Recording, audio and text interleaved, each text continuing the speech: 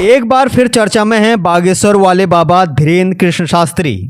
अब धीरेन्द्र कृष्ण शास्त्री निकालेंगे भारत जोड़ो पदयात्रा। बटेंगे तो कटेंगे वाले फॉर्मूले पर चल रहे हैं बागेश्वर वाले बाबा। बागेश्वर वाले बाबा सनातन में पैदा हुए सभी जातियों को संगठित करने की कर रहे हैं बातें। इन दिनों बागेश्वर वाले बाबा धीरेन्द्र कृष्ण शास्त्री खूब चर्चा में हैं। धीरेन्द्र कृष्ण शास्त्री आजकल मीडिया में खूब इंटरव्यू दे रहे हैं। बागेश्वर वाले बाबा का कहना है कि वो हिंदुओं को एक करने के लिए यात्रा निकालने वाले हैं, जो 21 नवंबर 2024 से आरंभ होगी। बागेश्वर धाम से शुरू होकर ये भव्य पदयात्रा ओरछा धाम पहुंचेगी। इस दौरान बागेश्वर धाम पंडित धीरेन्द्र कृष्ण शास्त्री कई स्थानों पर रुककर भव्य भजन संध्या जैसे कार्यक्रमों में हिस्सा बनेंगे।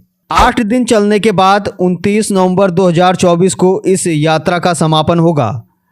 कहा जा रहा है कि ये पदयात्रा सनातन के जागरण और हिंदुओं को एकजुट करने को प्रोत्साहित करने के लिए शुरू की गई है। धीरेन्द्र कृष्ण शास्त्री ने हिंदुओं से आग्रह किया है कि वो भारत को बचाने के लिए जाति से ऊपर उठें और संगठित होकर रहें। पंडित धीरेन्द्र कृष्ण शास्त्री ने इंडिया न्यूज़ को दिए इंटरव्यू में कहा, जिस दिन ये 50% हो जाएंगे, हर मंदिर में मस्जिद बन जाएगी, तब हिंदुओं को पता चलेगा।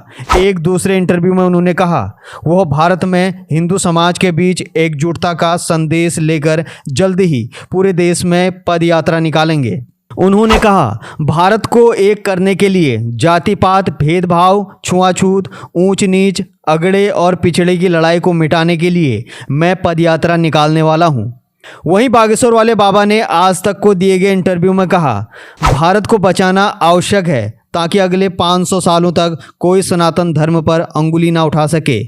उन्होंने जोर देकर कहा, जात पात, ऊंच नीच और भेदभाव को मिटाने की जरूरत है। धीरेन्द्र कृष्ण शास्त्री ने कहा कि वो भारत में हिंदू समाज के बीच एकजुटता का संदेश लेकर जल्द ही पूरे देश में पदयात्रा निकालेंगे। बागेश्वर वाले बाबा ने खुद की विचारधारा को सबसे अलग बताते हुए कहा कि मंदिरों के बाहर ये तो लिखा है कि चप्पल बाहर उतारें, लेकिन जाति पात बाहर उतार कर आएँ ये कहीं नहीं लिखा है। मेरी विचारधारा बहुत अलग है, मुझे भारत को बचाना है। धीरेन्द्र कृष्ण शास्त्री ने कहा, भारत को जलने से बचाना है, बांग्लादेश बनने से बचाना है, कोलकाता, मणिपुर, नूह और मेवात, बहराइच और बरेली जैसी घटनाओं से बचाना है। इसके लिए जाति पात के ऊपर उठकर हम सब हिंदू एक हों, इस पर जोर देना होगा। नहीं तो वो दिन दूर नहीं जो कश्मीरी पंडितों का हाल हुआ, पालघर के संतों का हाल हुआ, जो बंगाल में हुआ, वही होगा।